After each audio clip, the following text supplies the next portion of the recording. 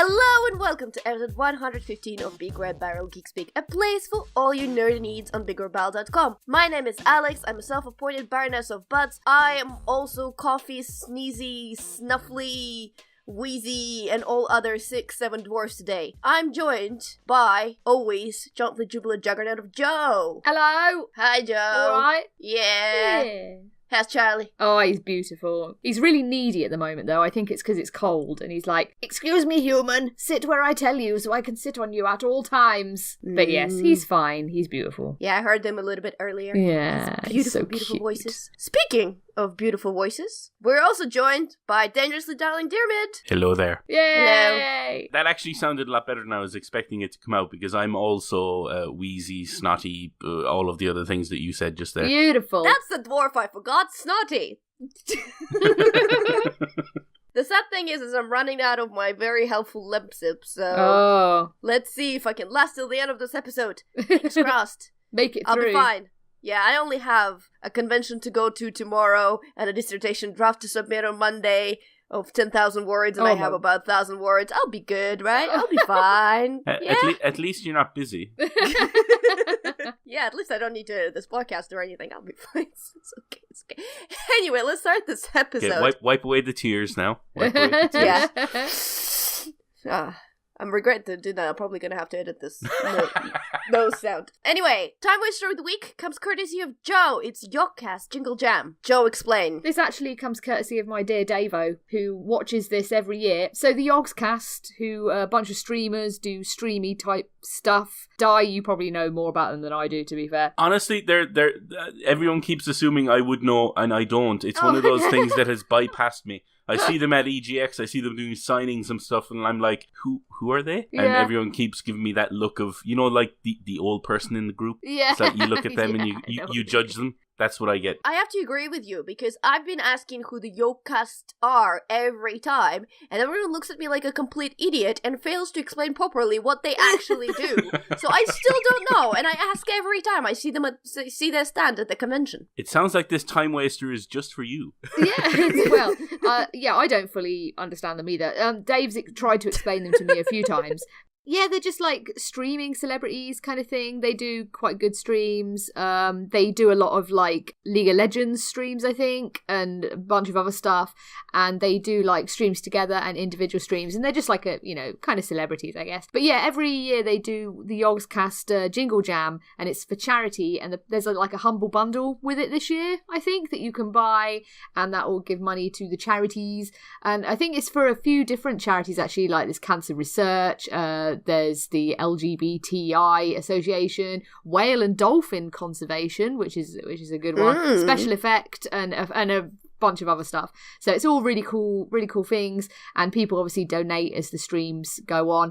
And they do a lot of cool stuff. Like I watched a little bit with him last year, and there's one thing they do called Fighting Fantasy, where they get like artists to draw stuff as the stream goes on, depending on what's happening in the game. And it's quite cool. It's quite fun to watch. And yeah, they've just got quite good characters, and like there's probably people listening to this right now going like, oh, for goodness sake, you have no idea what you're talking about.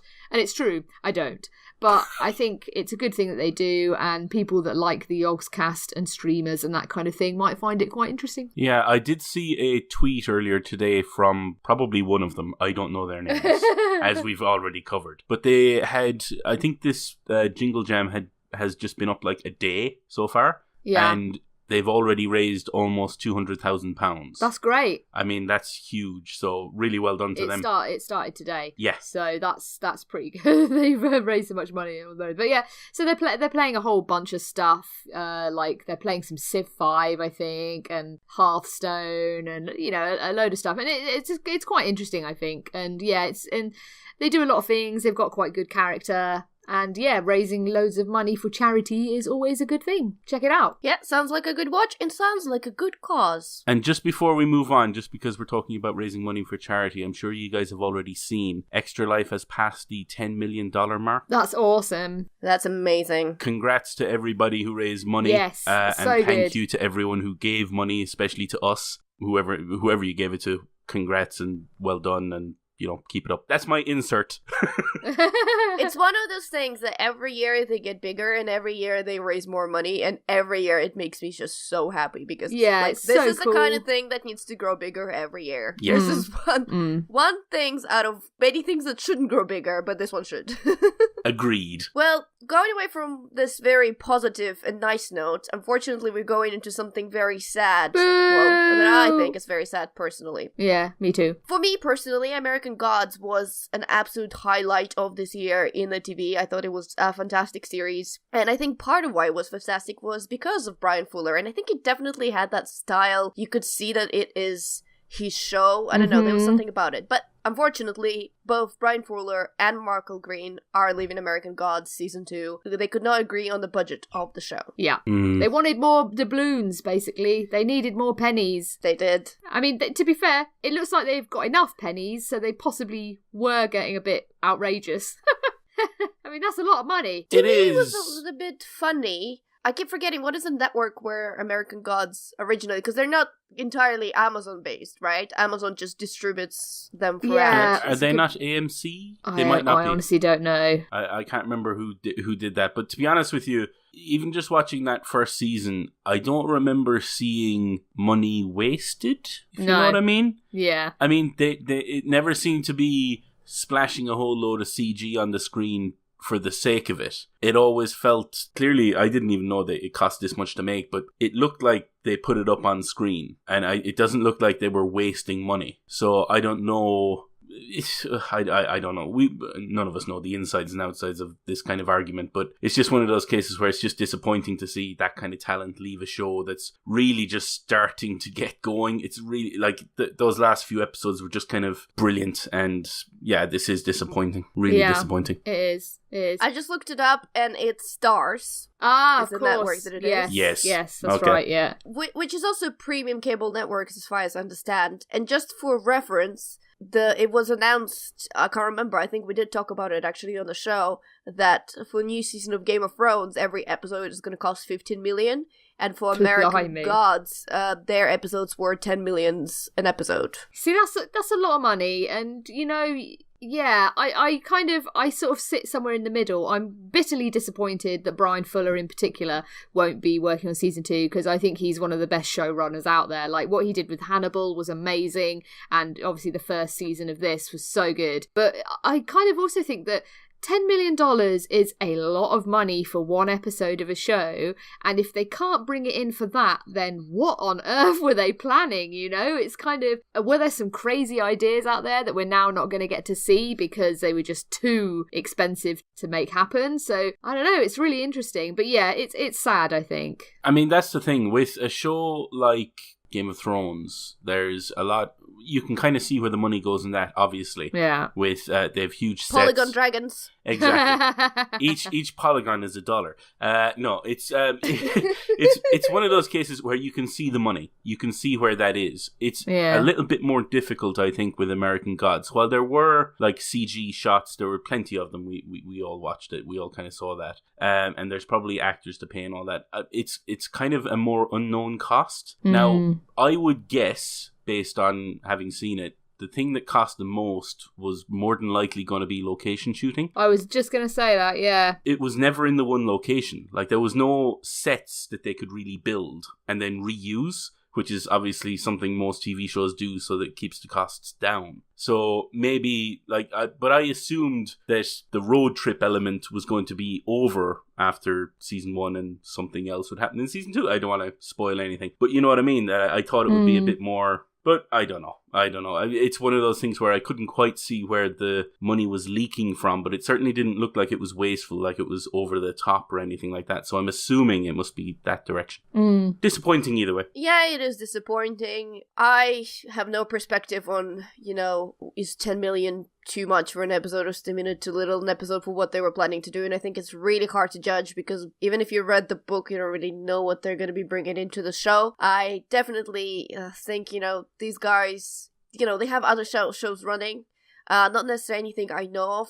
Bryan Fuller in particular is working on the remake of Amazing Stories, whatever that is. So they're busy, they're not gonna go out of work or anything like that. I do think it's a huge loss for that TV show. Yeah. And as I said, I think a lot about that look said Bryan Fuller, at least to me. Definitely. Hey ho, I'm still looking forward to season 2, even though now I'm slightly worried.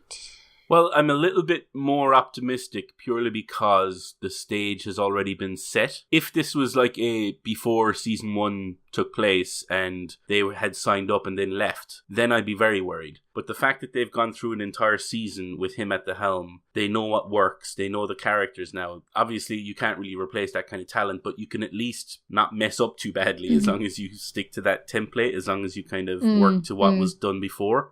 And maybe that'll help them at least kind of start to branch off. I can tell you one thing that will have cost them a ton of money is those slow-mo shots that Bryan Fuller loves. Holy moly, they are expensive. Those, the specific cameras for those are not cheap. And yeah, I think it's what you say, it's location costs. And also, when you think about it, an hour-long show made to the caliber of a movie production, essentially, because that's the quality that they're going for. And they're, it's actually incredibly cheap. $10 million an episode. When you think of the budget of a movie with comparable quality, it's not a lot. So, but Starz isn't HBO. They don't have the deep pockets that HBO have got. I don't think so. They may be more risk averse, yeah. Yeah. So I think they possibly have to play it a little bit more safe. Because again, as much as good as American Gods was and is, I don't think it set viewing figures alight. Like, I don't think it had massive audiences. No, but I think it's a show that never will. No, it's a bit too niche. Like, I mean, we love it and we think it's amazing, but it's never going to be a Game of Thrones. So, obviously, Starz, quite rightly, for what they do, looking to maximise their investment and make money from it. So, yeah, so I can see both sides. But yes, it's gutting because I love Bryan Fuller's work. I think he's amazing. So, we'll be looking forward to seeing what he does next, for sure. Okay, the next topic of the news is a public service announcement that, good God, if you've not seen this trailer coming out, tell me which rock you've been living under, because I assume that rock also doesn't have news of Trump coming through it, and then I want under that rock. Anyway, Infinity War's trailer is out, guys. Oh, it's such a good trailer, though. It's so good. I watched it at least 4 or 5 times on Wednesday, and then I was off sick yesterday. So I watched it again a few times, as well as watching a number of breakdowns, which were all about 20 minutes long, even though it was a 2.5-minute trailer. So you've got your money's worth out of the trailer. Oh my goodness. Yes, I've watched that too many times now. We just need to take a moment to acknowledge and discuss Cap's beard. Okay, so before you go any further, at one point, we didn't know that Di was going to be on the show. Yeah. So I asked Bleezy if he could come. Bleezy is also Mr. Snotty at the moment, so he couldn't come. But in his delirious state of being with feverish or whatever, he sent me a massive email with points he wanted to talk to about. Oh. And at first I was like, no one's got time to read that. But then, for Avengers, his thoughts on Avengers trailer, I'm going to read. I don't know if it's going to translate well into me how it's written, into how I'm reading, but I'm going to try. And FYI, when I'm shouting, it probably means it's in caps lock. Okay, so, Bleezy says, the Avengers trailer! Did you know there was Avengers trailer out? Me neither, I'm super hyped. Number 1, it looks like it has a decent plot. Number 2, Cap's beard is on point, and no one can tell me otherwise! Number 3, I'm looking forward to new characters meeting, like Thor and Rocket Raccoon. Not work based on spoilers! Just a theory, a lot of people are gonna die, starting with Loki. I'd kill them if they're gonna kill Loki. Because he did not look happy to be handling over the Tesseract. And did you see when Thanos puts a little jelly tot into his glove? What?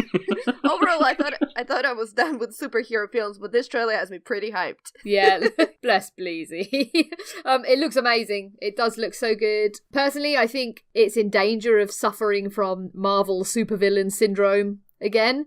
Thanos looks a bit stupid. He just looks like a big purple doom fist, to be honest, and I'm not convinced by him at the moment, but hopefully I'm hoping that with Gamora in the story and a bunch of other stuff going on that he'll actually have an interesting character and be quite interesting to watch.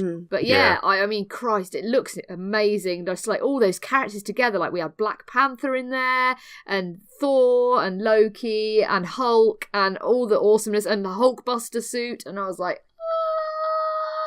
so, yeah, I'm excited. And yes, Cap's beard is worth price of a ticket alone, really. Here's the thing about Thanos. I think Russo brothers are also very much in the agreement that they don't really want a big Steppenwolf CGI character that just looks horrible. And if you look previously at Captain America, Winter Soldier, and Civil War, those things didn't really have CGI bodies. They were very human, very grounded in that way. Yeah. Unfortunately, the story is and has Thanos. So they can't really get away with him, and they can't really change him from being purple and big and all that kind of stuff. Like, this is the kind of thing that they have to keep in. Yeah. I do have trust, though, that they will make them look as much as they can good with CGI, and I do have high hopes that they will try to make him a fairly decent villain, because I think that's one of the things they are acutely aware of the criticisms about villains, and they try to address them in one way or another in their previous Marvel movies. I think the trailer told me one thing about Thanos, which is encouraging, implied another thing, which is also encouraging. So the first thing is what it told me, and that was his line about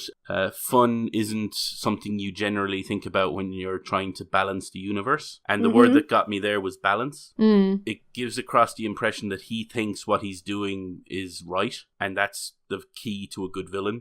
A good villain needs to be the hero of his story. Yeah, it's not just like a Steppenwolf, I'm going to destroy the world for whatever reasons. He probably sees the world as chaotic. He thinks he can bring order to it, and that's the impression I get just from that single line. Now, obviously, we're all speculating, so it's just we'll see what happens, but that's encouraging. But the other bit that's kind of speculated is you obviously see multiple people in this trailer who are in peril. You see Spider-Man almost getting squashed. You see Iron Man getting his head bashed in. You see Loki handing over the Tesseract and not looking, as Bleezy said, very happy about it.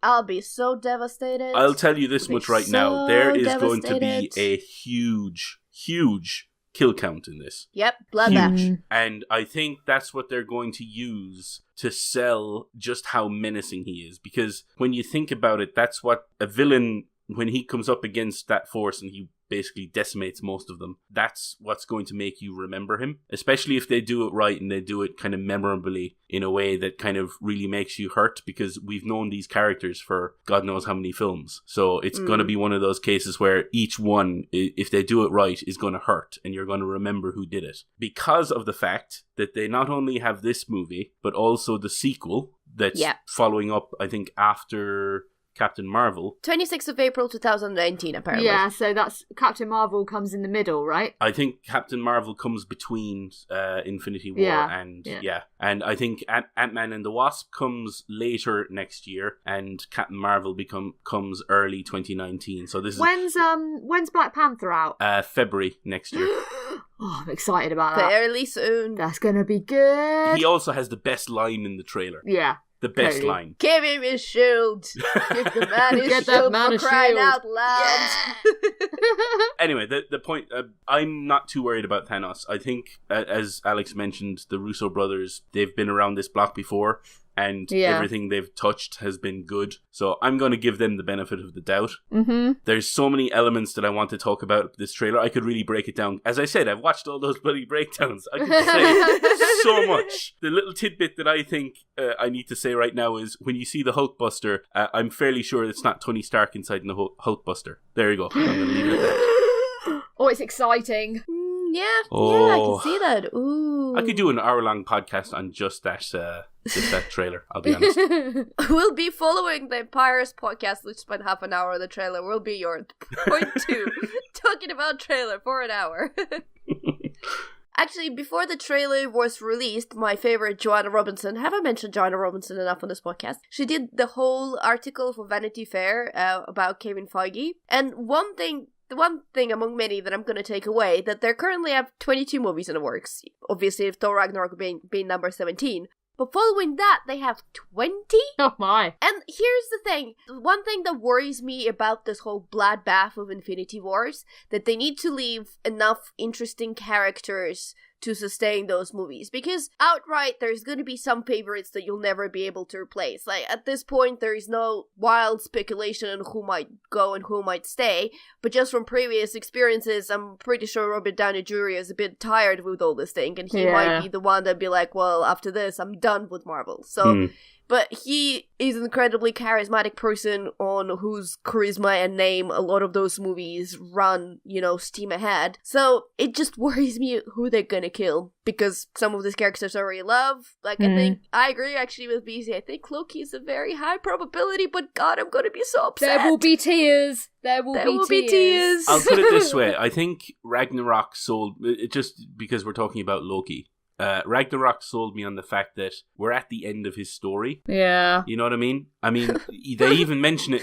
in the movie that it's the same thing. He's getting a bit predictable. Now, obviously, they tried to redeem him a little bit, but I'm guessing he's going to redeem himself. He's going to try and give up the Tesseract to save however many other people he can as Guardians or whatever, and maybe try to do something redeeming, and he's going to get killed. But I think that that's the same for a number of characters. There are a number of characters who've kind of reached the end of their story. Iron Man is one of them. Potentially Captain America? Yeah. But the beard! I love Cap so much. The crazy thing about Captain America, if you told me before those movies came out that Captain America would be absolutely my favorite Marvel hero, I would ask, what the hell have you been smoking? Because on the paper, he just does not sound like something like I would even remotely like, just at all.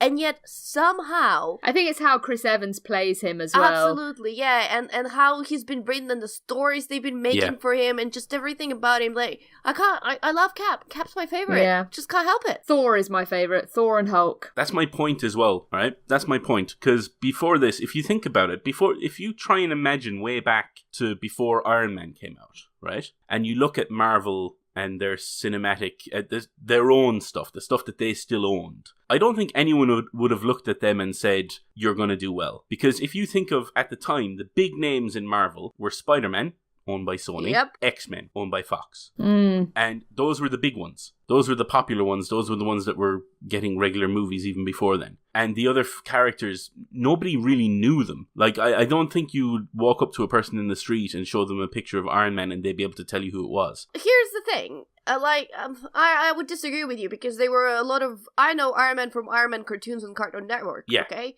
I had no idea who the hell Captain America was until the movie came out. Like, no clue. Honestly, can anyone put up their hand right now and say that before the movie was announced, anyone knew who Guardians of the Galaxy were? No one.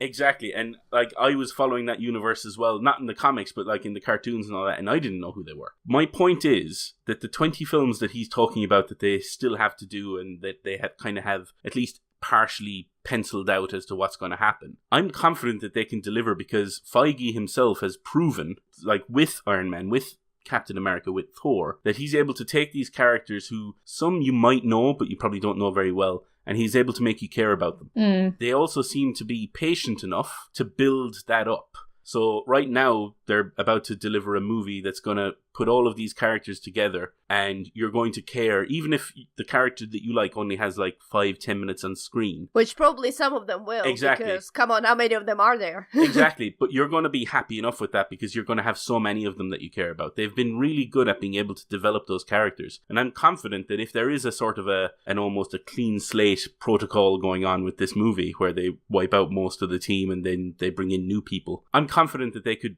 build that up again and build it up in a slightly different way. Myself and Sean were talking about this on our way back the other night from the quiz that we went to. And what I was thinking was, after Thanos and they deal with that, the next few movies, Phase 4 or whatever, whichever one it's going to be, could be about Secret Invasion, which is another storyline within Marvel. And there's so many other storylines that they could keep doing, and it could involve, they could just substitute in and out different heroes, which they've already been doing in all of the other ones. They have so much material to work on, or work from, that I'm not worried. I think they could continue to do it. And I like the fact that Marvel, certainly more than DC, seem to be willing to trust directors. I honestly am still shocked that they gave Taika Waititi one of their main characters. Do you think they kind of learnt their lesson after Ant-Man with Edgar Wright? Because Ant-Man was alright, but everyone pretty much agrees that the Edgar Wright version would have been superior. Yeah, I think what they've learned is, number one, they don't really... It's similar to what I think, Alex, you mentioned a few shows back about Star Wars. Like, people are going to see it.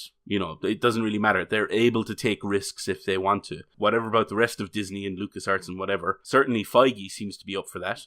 As I said, he gave Taika Waititi the keys to Thor, and he delivered one of the best films of the year, I think. Oh, it was brilliant. And I just love that in a couple of months' time, we're going to have a Black Panther movie. I mean, and it just looks great, and it's got a great cast, and it just... Yeah, exactly. From one of the best new directors I've seen. Well, I've seen a few of his movies, let's just say, and they're outstanding. And if they can get him into the wheelhouse and have him do Black Panther, maybe even a sequel, if they get genuinely good young directors in, those next 20 movies could be even better than the ones that came before. Yeah. But we can only speculate. But I've far more confidence at the midpoint of this 40 episode or 40 movie thing that I did at the start of it. I'll say that much. Here I was worried, looking at our agenda. Oh, we're not going to have enough things to talk about. We only have 3 news topics. Then you invited me on the show. Well, I'm going to put the Avengers trailer thing because we don't really have anything to talk about it. Oh, was I worried. Clearly, I don't know us well enough. I apologize. No. It's not your fault. You're glorious, Di. I love it. And on the last topic in our agenda for the news, and this is just a tidbit that I found interesting. It's not really a revolutionary, but there was an article on why HBO passed on the Lord of the Rings TV series that Amazon are adapting. And that whole conversation that I think you guys have been on separate times over the podcast. I think you two were on when we were discussing that Jeff Bezos wants to find out the Game of Thrones. Then I think Lauren and Elle were on the show where we discussed that they found Lord of the Rings, and now we're making for a circle to discuss why HBO didn't want Lord of the Rings. So it's exciting. I mean, to be honest, the answer is obvious. They wanted to have something that is completely their own, like a IP that is 100% their own, which is I understand. The funny tidbit that I did find out, which I'm going to read word for word from this article, just so I don't mess it up. So they were talking to the Richard Plepler, CEO? That's as close as I'd get. Yeah. Who pointed out that HBO will actually stand to benefit from Amazon Tolkien endeavor thanks to the web of corporate connections. That's because co-producing company Warner's New Line Cinema happens to exist under the same Time Warner corporate umbrella as HBO, meaning that profits from Middle-earth series in some manner will be distributed to the premium cable channel as well. Yeah. So they get some money without any of the risk. Awesome. I know. Love it. If you go high enough up in almost like any big company, there's only about 8 companies that own everything. Yeah. Like, it's just... And that's not frightening at all. No, it's really not. I saw an infographic about it once, and I was just like, holy shit. Like, it is quite horrifying to look and see how much Coca-Cola owns, for example, and people like that. It's just horrifying. But yes. Yeah, I mean, HBO, they don't need it, do they? They don't need Lord of the Rings. No, they really don't, but they were like, yeah, we don't need it, but we'll still get money from it. Yeah, we'll still take the money. Excellent. You know what? We should really cry at this world because this is how it works, but it's just too funny at this point that I just can't quite master the tears. That's capitalism for you. Yay! Yay, capitalism! Okay, well, guys, that's it for our news. There you go. We're done. Watch Infinity Wars trailer. Do that. Okay, so I have been watching a lot of stuff today. Well, for the past week. Some of it has been good, some of it has been not so good. I'm gonna start with not so good so we can ramp up to the good stuff. So I watched The Circle, which is a movie with apparently my lookalike Emma Watson. Really not, guys? Yeah, I don't see it either, to be honest. People say that about me and Brad Pitt. It just washes off my back at this stage. Yeah, you hear it so much, don't you? It's just... Yeah, no, it's not. What are you laughing at, Alex? The Circle! Right, okay, so... The Circle is very much a movie about the internet and the dangers of the internet and how we're kind of losing our privacy with cameras everywhere, with people doing live streaming their life, with people being able to access pretty much everything you want that you're doing online. It was surprising because, to me, I didn't actually see where this movie was going, because actually I thought it was a bit more prosaic than it actually was. I thought at some point the main character will realize that, not having your own privacy is bad. It's gonna take a different turn to what she did in the actual movie. But Emma Watson, she's works in this, customer service jobs that she doesn't like, but her friend, which is Karen Gillan, speaking of Guardians of the Galaxy, Mm. she works in the Circle, and she invites Emma Watson's character to come and work for her, where she also works in the customer service job. Is the Circle essentially Google? Sort of, yeah, but more advanced. In a Circle, basically, there's nothing they don't come up with. They're slowly taking over every part of your life. First, you have your social space, so like Facebook or Twitter and so on, and then essentially you start doing everything through Circle, paying your bills, voting, posting everything about your life, watching streams. It just becomes one encompassing service that directs everything you're doing, and it directs right through this Circle base. So yeah, Google. Well, yeah, kinda. And, it looks like you would expect all this with the cheaper people and all with their fancy tablets and all this kind of stuff. The movie starts ringing, warning bells. Like, they tell her, oh, you went home tonight. Why did you go home? Like, we have all these social events. Like, you don't have to go there, but here's the bracelet that tracks all your social activities and gives you, like, points for them and stuff and all the social events they have. And suddenly she doesn't go home anymore to visit her parents. Her dad is very sick, so they imprint her with this chip, and this chip is supposed to, collect information on her body for research, but at the same time it stores all this information on her and everything that she does. And then they talk about politicians and them, I can't remember exactly what term they use, but, kind of going public, so they basically carry a webcam with them all the time, and they're speaking to people watching them all the time. And it continues going for it. There's one really disappointing moment in the movie, because believe it or not, this movie has John Boyega for like 3 whole seconds. He's in there, and he's supposed to be basically the guy who originally created one of the big softwares for the Circle that they use for everything, right?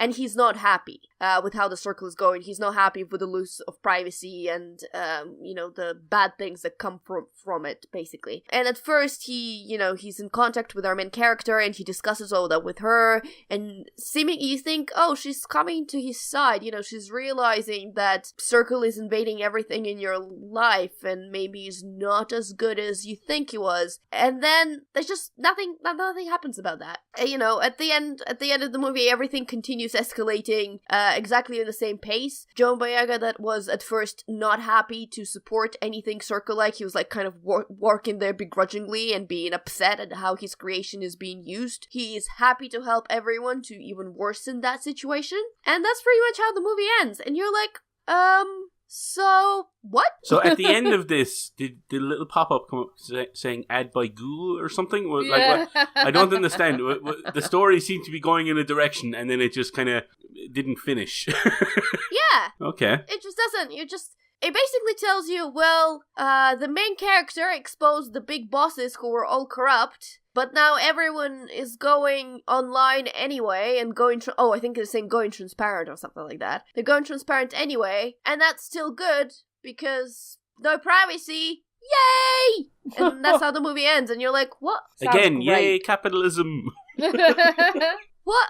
Here's the thing. You have to take some assumptions in this movie. And the number one assumption that I have to take is that Emma Watson is playing an idiot. Because her character just goes along with everything. She questions something for 1 whole second, and then she's like, I'm on board, yeah, it's okay, I don't need to visit my parents, I'm gonna go party with those guys, and then log everything about it in the Circle. You're like, what? It's a bizarre movie. I'm not entirely sure what it was trying to say, because it seems to go back on itself. And if it was going for that, well, it's bad, and look, our main heroine, she's also kind of now behind this bad thing that is happening, so that means it's really bad people who are watching, like, it's really bad. Yeah. Our main character It's like properly bad now. Yeah.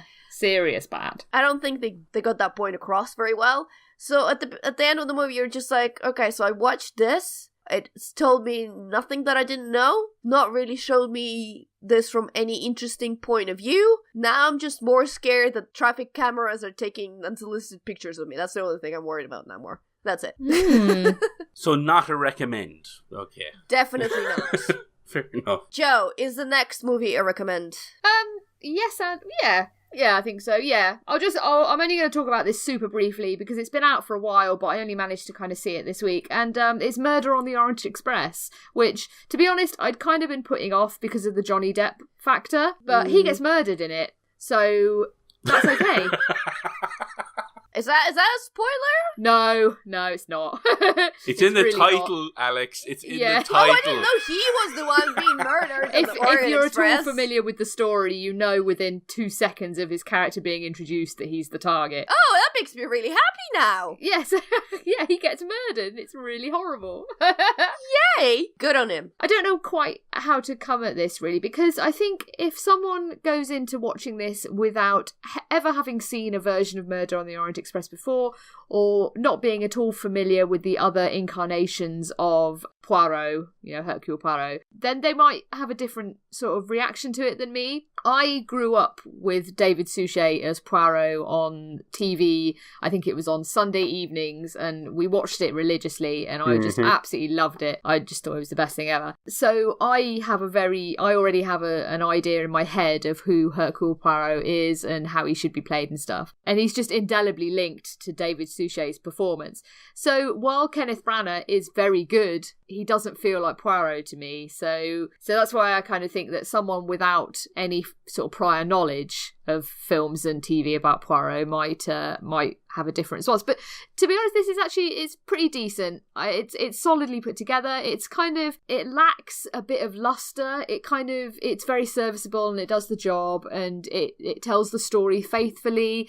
The performances are good, but it's just lacking a bit of sort of sparkle, a bit of caliber that would kind of just elevate it above kind of where it is. But it is good. It's worth seeing if you like a good murder mystery, and obviously it's one of the most famous murder mystery stories there is. I think the ending is one of the most famous kind of conclusions to a murder mystery there is. It is decent, and what's quite nice with this is that I think it's been successful enough that they've already announced that they're going to do Death on the Nile, and that's a really great story, and I look forward to seeing what they do with that, because I think that might be a better fit for Kenneth Branagh's version of the character. It's cool. If you like Agatha Christie stuff and all that sort of thing, go watch it. I only have one question. Yes. How's the Tache? It is quite good. It's a good Tache. It's like a multi-layered Tache. Wait, does it fit when he goes outside from his cabin on the train? Does it fit for the corridor? Does he have to push his face through? It has I was watching it in the film, studying the moustache, right? Because it is quite an interesting thing on his face, because it's kind of got different layers and colours to it. So he's got a bit of a lighter grey underside, and then there's a darker grey kind of layer on top of the Tache. And I was kind of looking at it going, that's a really extraordinary moustache. And it does look very good. It is quite distracting at times because it is such a good moustache. So yeah, it works. I like the Tache. Mm-hmm. There you go. I feel like the last 2 movies I've seen at the cinema, I've just been judging people's facial hair. Because in Justice League, I was constantly looking out for Henry Cavill's mustache, whether it had been CGI removed or not. And I was like, yeah, they've done it in that shot. No, not in that one. And then in this film, I was just staring at Kenneth Branagh's mustache the whole time. So it's been a bit weird. God, the cinema of 2017. Tache watch. Yeah, Tache watch. On to movie number 3, which I know is a recommend because I can feel it with my heart. It absolutely is. It absolutely I want to is. see it. So I got to see Paddington 2, and it had me... I don't cry in cinemas. At least not very often. Oh God, this one do. had me as close as I've ever been since I was maybe 10. This was... I think before I actually went to see it, I was talking to my sister who had taken my niece and nephews to it. Even she said that she cried in it. And it was my sister, I don't really remember my sister crying all that often at the soppy kind of stuff anyway. But she went for it as well. This film, I was looking forward to purely because I really liked the first one. If you haven't seen the first one, go and watch it. Oh, it's so good. It's brilliant. It's so good. Yeah, I love it. Possibly understand that some people might go into the movie with a kind of a cynical view. Check that at the door and you'll really enjoy the movie. It really isn't saccharine. It's sweet. It's different. It's the intent behind it that I really like. If you don't know who Paddington is, Paddington Brown is a young bear who lives in London with a family known as the Browns, and he has an Aunt Lucy who lives in a home for old bears. This is how innocent this all is. the story of this movie, right? Because in the first movie, it was kind of a bear out of the jungle sort of, stuff coming at him really fast. From the wilds of Peru. Exactly. This one, he's far more settled. He knows everyone in his neighborhood. He gets on well with them. What he wants to do, the entire basis of the story is he wants to get a present for his aunt's 100th birthday, right? That's the entire basis of the plot. The entire thing is just so sweet and so... There is no cynicism behind it. It's like the performance from Ben Whishaw as Paddington is, again, superb. The family...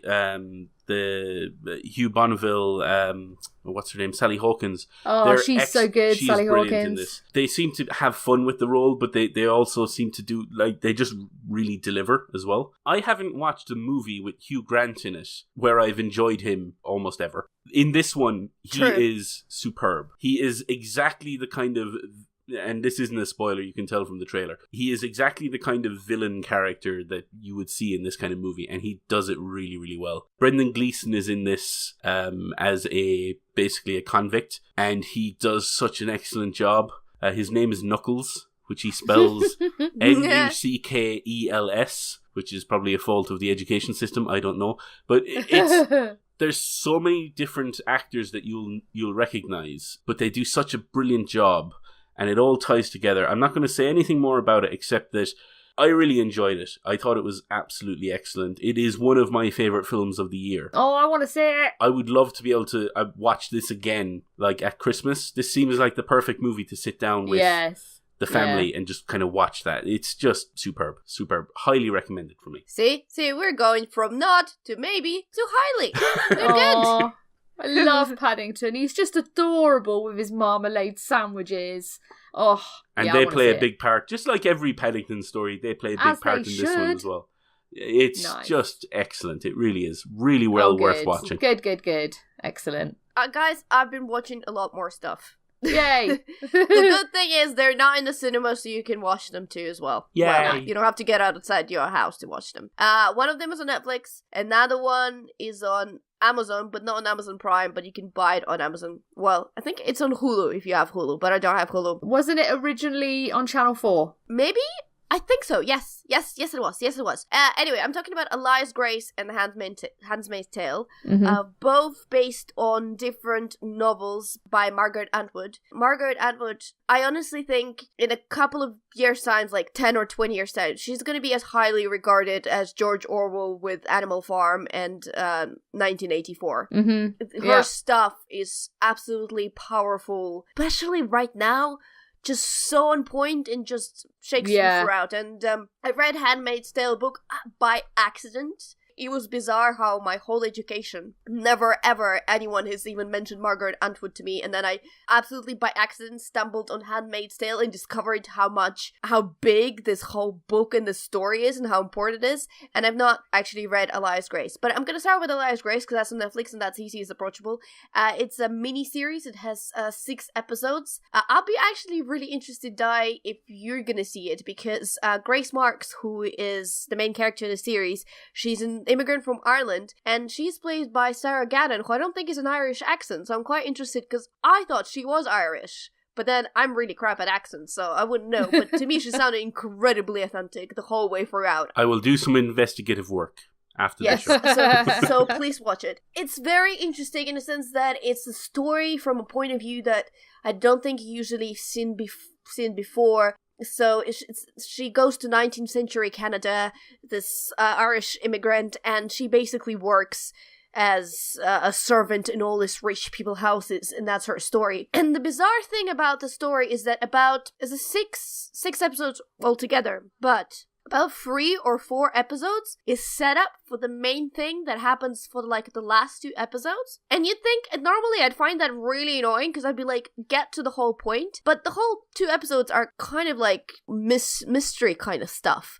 Because at the beginning you kind of know that you're talking about the murder and you don't really know what happened with that murder, but somehow that involves our main character, but you don't really understand what happened. And then you basically go through all of her story from when she was very young and when she came to Canada and all her life there until that murder has happened. Yeah, I kind of really loved it because I just thought it was gripping, absolutely gripping throughout, and that is the most anti-patriarchy series you've ever seen. Like, if you want someone to take a hammer and be like, patriarchy is bad, boom, boom, boom, boom, boom. That's the series that you give to them. That and The Handmaid's Tale, like, that they'll tell you everything you need to know, basically, about it. Oh, I found The Handmaid's Tale absolutely terrifying. Like, I watched it when it was on Channel 4 earlier in the year, and it scared me to death, because it's just so prevalent. Like, you can believe it right now with the state of how things are. Absolutely, you can fully believe this happening, and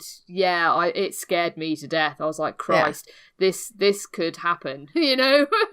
Well, Alias Grace it's different from The Handmaid's Tale. I mean, it's similar in the sense that I think there's a lot of similar themes of oppression of women, but this one is more historical fiction, whereas Handmaid's Tale is dystopian present or dystopian future whatsoever. Yeah. Anyway, Alias Grace is absolutely a recommend, a really powerful series. It is on Netflix. It is only 6 episodes. I've actually started watching it as a background thing while I'm working, and then I had to stop and actually focus on it because it was that good. And then Handmaid's Tale as well, also really, really great. What I loved about the show is that they went beyond the book. Like, this took a step further, and they talked about characters, because in the book you predominantly see the world through Offred's point of view, right? Yes, yeah. And you don't even see, she doesn't really talk that much about her past before she became a handmaiden, right?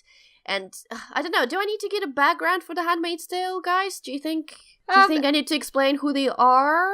Well, maybe just like loosely we can explain sort of what the story is roughly about. Okay, so the story roughly is that a religious group, fanatics, they took over America, and one of the big flags that they've kind of rallied behind is that the birth rate has fallen like dramatically. There are no babies be born, and they think that giving birth is one of the most sacred things there's ever been, and pretty much everyone is sterile. So under this new incredibly oppressive regime, incredibly like religious regime, they have handmaids, which are basically fertile women, and every handmaid is assigned to one of their generals, who are basically raping them every night in hopes that they'll get pregnant, which is funny because most of those well, it's not funny. It's, you know what I mean. It's not every night though, is it? They do it like once a month at their time of ovulation. It's like a ceremony. Yeah, it's really and their creepy. wives are present as well.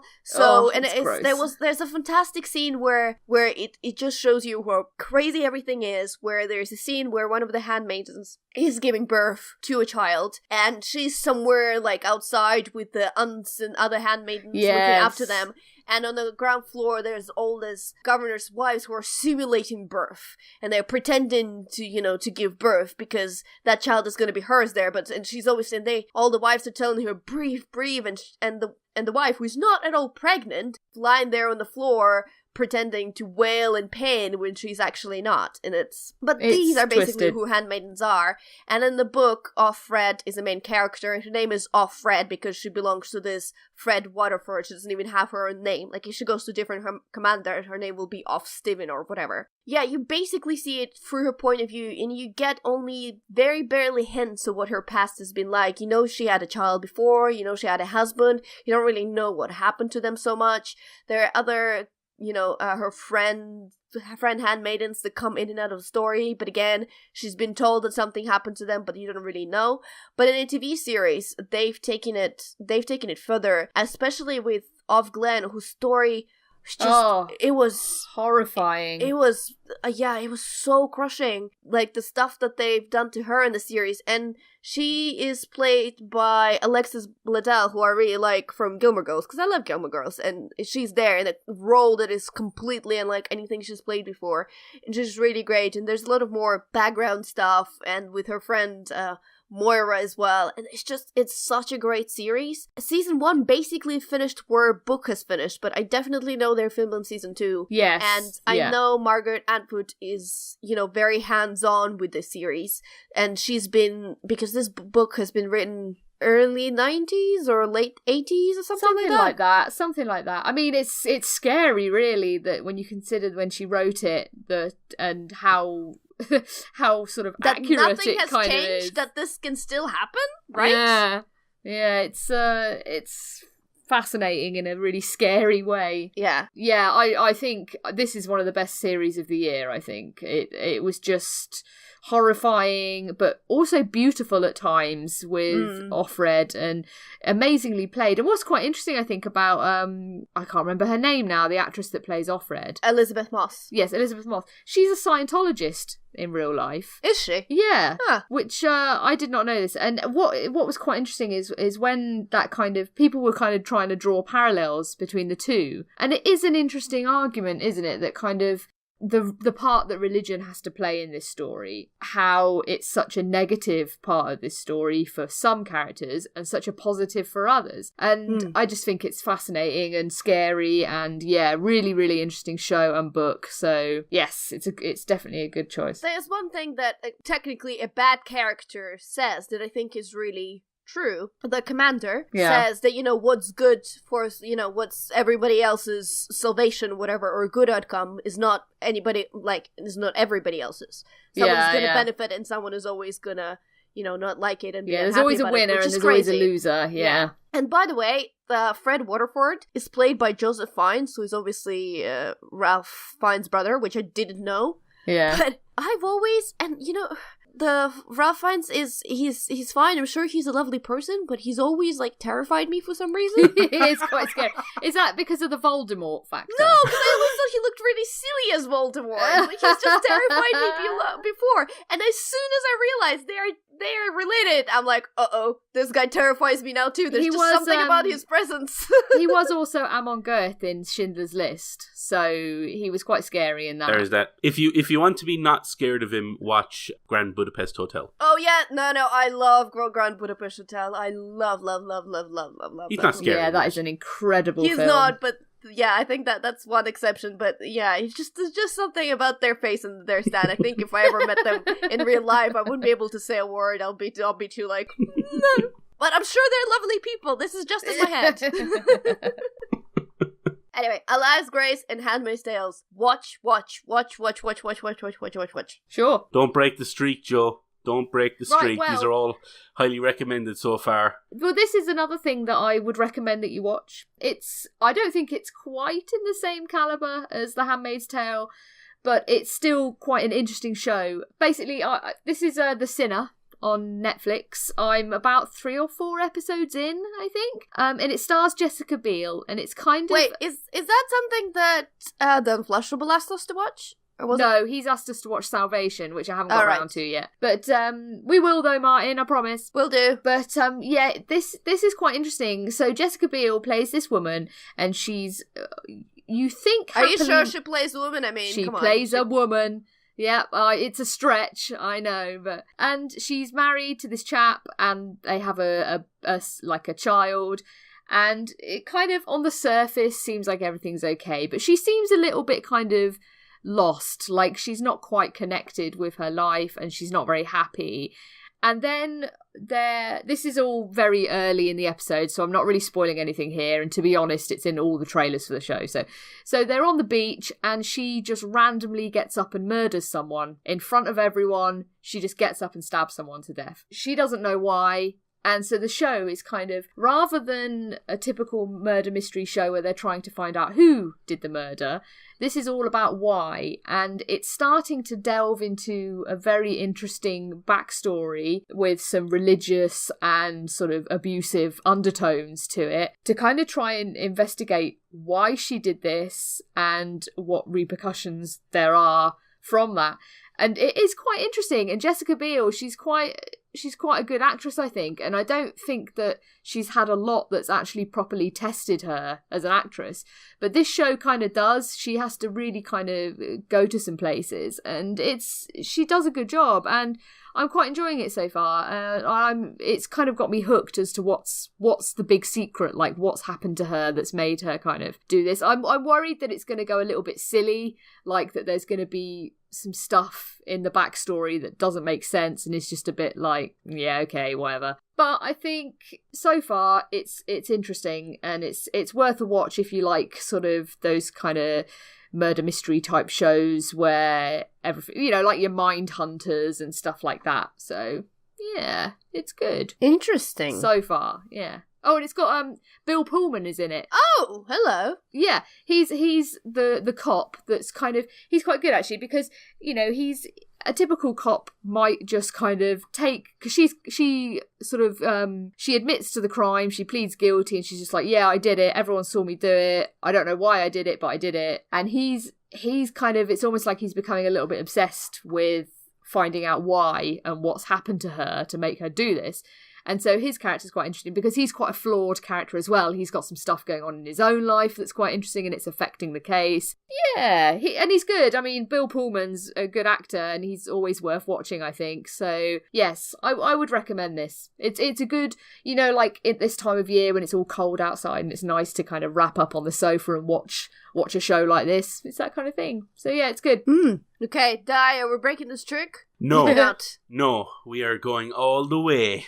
This is another recommend. This one is a weird one for me because this is Person of Interest, a TV show that started in 2011, and it's already finished. It's already wrapped up. But I remember when it came out, and it was one of those shows that looked very interesting to me. But because I had a number of other shows kind of on the go, and I only had a finite amount of time, it was one of the shows that kind of lost.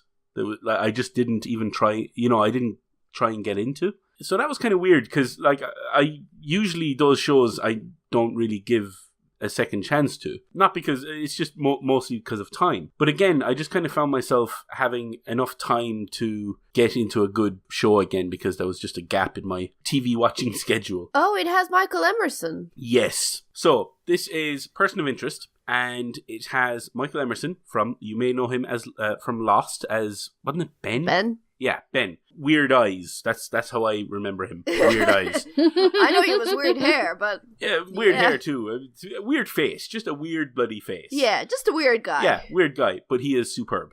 Really, really good in this. Hey, he was good in Lost. He was also good in Lost, yes. And the other main character in this is a guy named John Reese, and he's played by Jim Caviezel, I think is his name. Oh, okay. He's the guy. He was Jesus. He was Jesus in The Passion of the Christ. So those are the places that you'd know these characters from. The very basic premise, right, of this show, and this was a show that was created by Jonathan Nolan, Chris Nolan's brother. Okay. Jonathan Nolan has been involved in most of Chris Nolan's films as a writer. And also Westworld. Exactly, yeah. So that's the kind of caliber you're looking at. Person of Interest is a procedural show. It has a kind of an overarching storyline as well, but it's mostly a kind of a week-to-week thing. But that's not a knock against it. The stories each week are actually genuinely quite good. So what happens is... Wait. Yes. Sorry, Di. Is that Amy Acker I'm seeing in here? Yes, it is. Yes, it is. And she is superb in this as well. But I'll get to that. Sorry. So, keep going. As I said, this TV show is already over, so I kind of came back to it. And the very first episode pretty much lays out most of what you need to know to kind of get going on the show. Basically, Michael Emerson's character, he's a genius. After the 9/11 attacks, he created a machine, right? They only really refer to it as the machine, that uses NSA and CIA links into all of the various surveillance equipment around the world, really. Like all of the street cameras, microphones, even your own phone, everything like that. It's basically a paranoid person's nightmare. Uses all of that information, and it uses kind of an algorithm or a method of detecting premeditated crime. And he creates this for the government, but the government doesn't really have the resources or the time to go after everything the machine pulls out. It just wants the big stuff. It wants the terrorist attacks. So there's two lists that the machine generates. This was kind of when he was creating it. There's the relevant list, which is the big attacks, the relevant list to the government.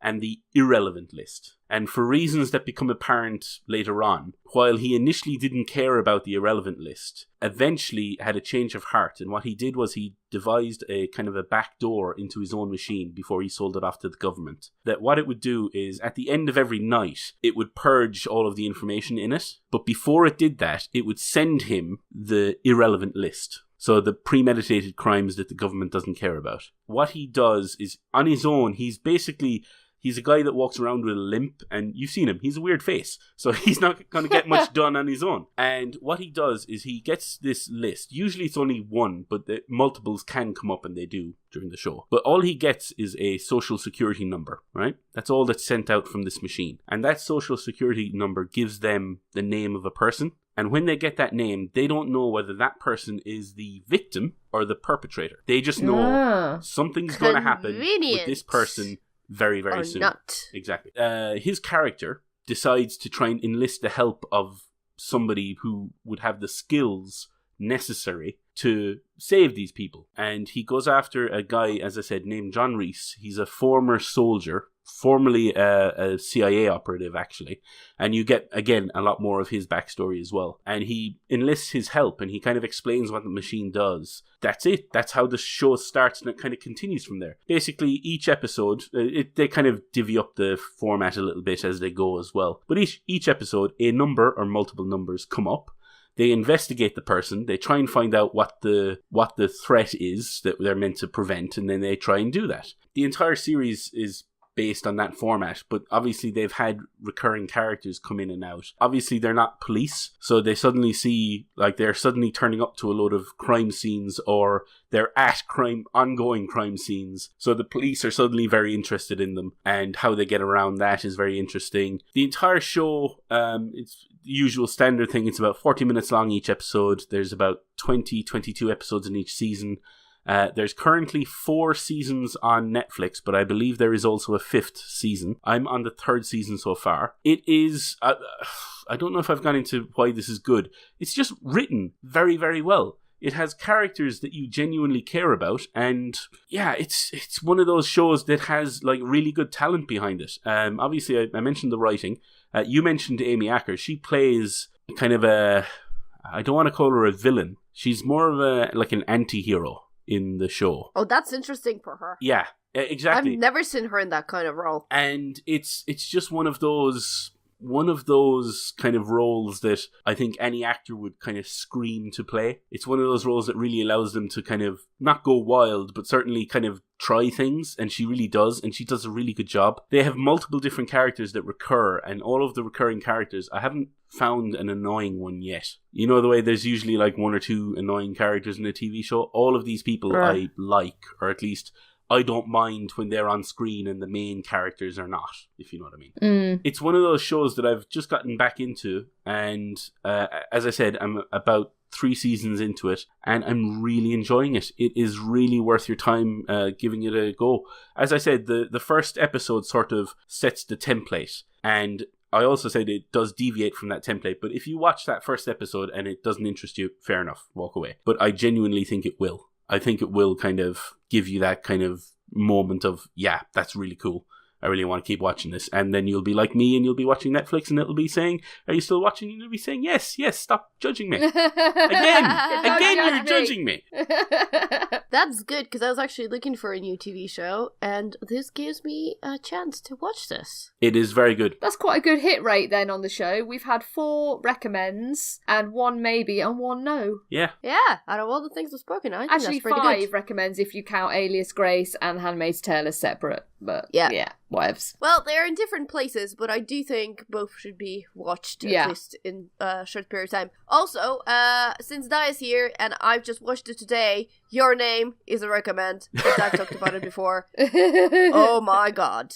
Yarp, and I will get you that Blu-ray, Joe. I will get you the Blu-ray. It's on my Christmas list. Going so to you. Hopefully. And also, I didn't put this in the news because I didn't really want to talk about it, but I'm gonna say it anyway. Stupid EA, we like single-player games. Shut up. Honestly. They just need to shut up and go away. Yeah. I think that's it. That's it. Are we good? That is We're good. good. Okay. Before we go, we have to say thank you to a couple of people. No, we don't have to, but we just want to say thank you to a couple of people. Exactly. So, Joe, if you don't mind doing the forums. Certainly. So a big thank you and hello to Stealthy Joe and Stingo. Diarmuid, Twitters? No problem. Thanks to Will Driver at WillDriver93, Gabriel Romo at SleeperHit79, Bleezy at BleezyBoy, and the Unflushable at _Unflushable. One thing I'll add before we go out with all the sociables. So today we're recording on the 1st of December, so the end of the year is quickly approaching. And as you guys know, we do a roundup podcast sometime in the 20s before we take a little bit of break for Christmas and whatnot. And we usually discuss all the things we love this year, and we do sort of our favorite video games, our favorite movies, our favorite books, right? So I'm putting this ahead. I'm going to write up all the different categories, and I'm going to put them on the forums as a post. And if you listeners want to come on the forums or on Twitter and post your kind of nominations, what is your favorite video game of this year? What is your favorite movie? And if you want even like a sentence why, not more than a sentence, because we obviously will have to talk about this on the podcast, and we can't read out very long paragraphs because that just won't really work. But if you want to do that, that'd be great. We'll include them all in that last episode for the year, along with our choices. Just one guideline, I think, for video games and stuff like movies and TV shows, try to keep them things that came out this year. But say for books or anime or comics, because we personally don't focus so much on being, current, and we just, things that we discover is not what we talk about usually. So if there's some great book that is 20 years old that you've just discovered and it shook you to the core and you're like, this is the best book that I've read all year, then by all means put it there. I think a lot of us are going to do the same. So with that out of the way, obviously look for that whole list on the forums for this episode, and I'll do a reminder next episode as well. You can, as I said, find us on BigRedBarel.com. You can also find us at Facebook /BigRedBarel. You can also join our Gaming Nights group there to play awesome video games with us. You can also find us on Twitter at BigRedBarel. Use hashtag Geek Speak so we can see your tweets easier. You can also speak to us directly. I'm at DustinToThe_. I'm at Pixel Ritual. I'm at Diarmuid_S. Our episodes also come out on YouTube, so Big Red Barrel TV on YouTube if you prefer to listen to your podcast in that format. Guys, it's Christmas in here. Want to give us a Christmas present? Go on iTunes, please, and leave us a review. Whatever we deserve, we'll take it. But, yeah, I don't know. I'm giving up on this whole iTunes thing. No one's using it anymore. That's the main thing. I'm not even using it anymore. I don't know why I'm asking people to go there with it. But, hey, it does help people to find our podcast if you've not heard us before. What else is there? Cookies and booze. So we're taking a little bit of a break from cookies and booze, just because of some personal stuff going on in the background. Don't worry, me and Julia, we're not in a fight or anything. Also, we're both good, but there's some background stuff that are at the moment taking priority, and we'll be back with cookies and booze. I don't know when, but as soon as we're back, we'll be shouting about it from the towers. Also, Tuesday is a Tuesday, and on Tuesday in Loading Bar in Dalston, London, we have Tabletop Tuesday, which is our board game night. Every week we bring a new feature game, and whoever plays that game in the night gets entered into a prize draw, and we draw a random name at 10:30 every evening, and that person walks away with a brand new board game. So we are gonna have Tabletop Tuesday next week, which is I think is on the 5th of December, with a new board game, and then on the 12th of December is also our last event for this year. It's going to be our Christmas special. There is going to be way more new games, way more prizes to go away. We're all going to be in this very merry, happy spirit. As I said, last official Tabletop Tuesday for 2017, and it's well worth coming to. What have I forgotten, guys? No, I think that's it. No, I think you're good. Okay, cool. So for episode 115, I have been Sneezy Butts. I've been thinking about mustaches. I have been Snotty Butts. I don't know what's worse. And we bid you goodbye. Bye. Bye. Have to. Butts.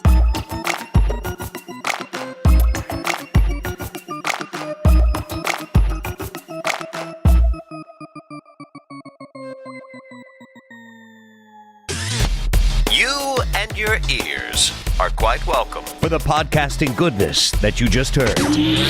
Why not roll on over to BigRedBarel.com for more podcasts, news, reviews, and videos from the biggest, reddest site on the internet, BigRedBarel.com.